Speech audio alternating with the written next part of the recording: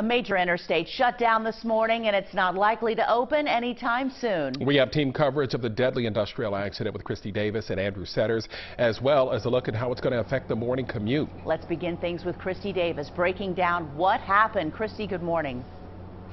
Good morning, Lisa. I'm going to step out of the way so you can get a look. It's almost an unreal view. You can see that whole section of the old Hopple Street Bridge completely gone. I mean, it's just absolutely collapsed there. That pancake collapse that came down on top of the tractor trailer. Really hard to believe that the driver of that truck survived without any life-threatening injuries. But the police chief, Jeffrey Blackwell, did tell WLWT News 5 that tractor trailer was only seconds away from being completely crushed by that slab of falling concrete. That driver, again, made it out with non-life-threatening injuries. However, a construction worker did die when that section of bridge came down. This all happened around 10:30 last night as crews worked to take down the old Hopple Street Bridge. That's when the collapse happened, and we're told the tractor trailer came into contact with that concrete just as it was coming down.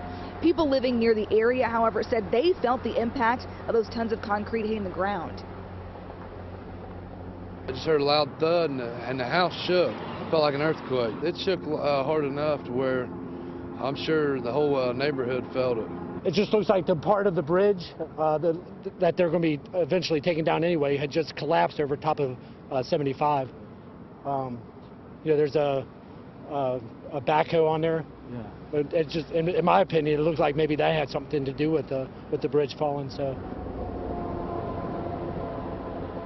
And the construction worker who died, his body was recovered at about 3 o'clock this morning, but there really is no word yet on what caused this collapse. So as crews work to clear the concrete from the roadway and try and figure out what happened, they're asking that any driver that can avoid this section of 75 do so. Reporting live for 75, Christy Davis, WLWT News 5.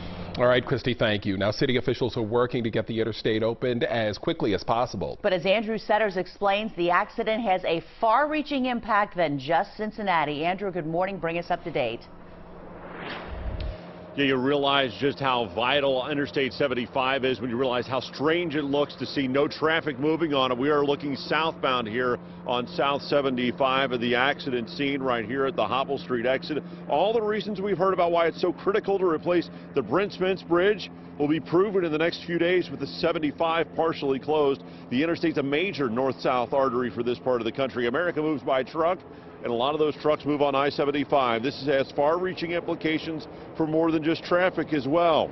Investigators will be working to figure out exactly why this happened. Was there something specific to this span or this work that was going on here? Or was this accident that happened here something that could be repeated when similar demolition work is taking place in other areas? It means not just city, but state, maybe even federal investigators could be involved. Our teams are here surveying the situation, conducting the necessary investigations.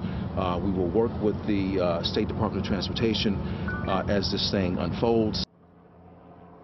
All commercial vehicles will now have to use I-71 and 275 to get around the greater Cincinnati area unless they're delivering within the 275 loop. For all other drivers, if you're heading east on 74, you'll be rerouted onto North 75 or onto the Colerain Beekman exit.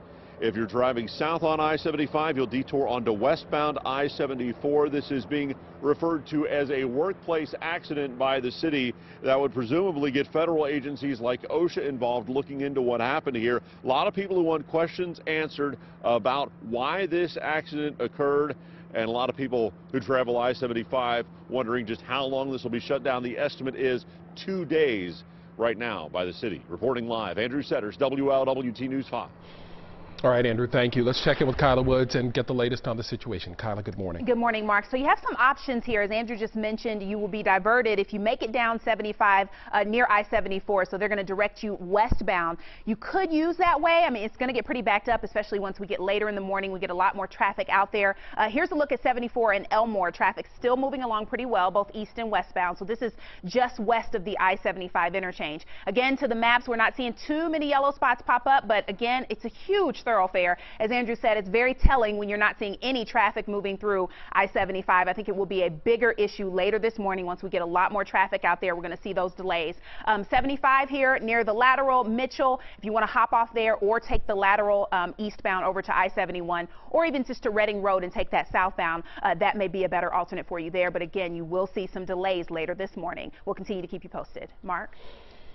All right, Kyla, thank you. And WLWT will continue to lead the way on this story as it develops with team coverage. We'll have live updates until 7 on the air and look for continuous updates on our website at WLWT.com.